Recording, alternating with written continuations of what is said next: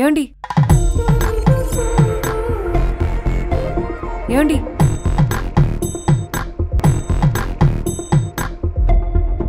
రామచంద్ర ఏమండి రామచంద్ర ప్రభు ఏమండి నన్ను అలా పిల్లొద్దు.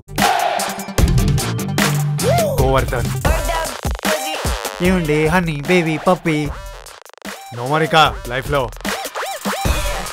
నాకు బాధ్యతలు ఎక్కువ. నేను కూడా పంచుకుంటాను.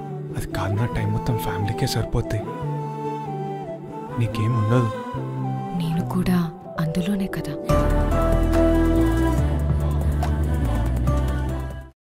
అయినా మీరు చాలా గ్రేట్ సార్. పేదరికంలో ఉన్నా సరే ప్రేమను మర్చిపోలేదు. ఎవడ్రా పేదరికంలో ఉన్నాడు?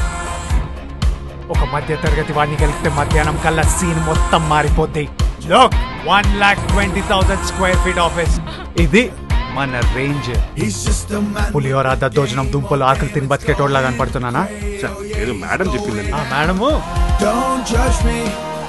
ఎవరో వచ్చారంటగా మేడం మీద. రాత్రి చూసాను, బాగుంది.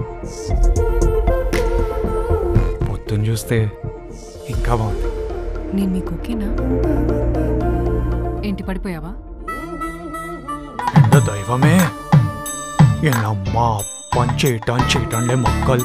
అమ్మాయి పని వెనక్కు పోయే ఎండమ్మో దైవమే.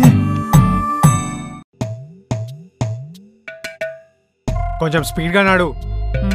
ఇలా ముగ్గులేస్తున్నాడు సేమొస్తుంది, చెమట్లు ఎక్కాలి. Sir ice cream. మాకంత దృష్టం ఎక్కడుందిలే అయ్యా.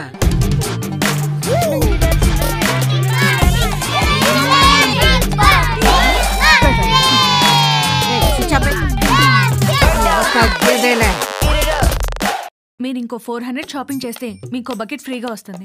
ఎక్కడ పెట్టుకోమంటారు? ఇంటి నిండా బోల్డ్ బకెట్లు ఉన్నాయి. ఈ ఎదవటాటికి చూపించకండి.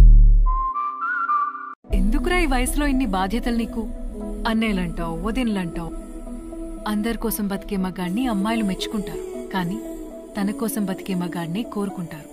చావండి అందరు కలిసి.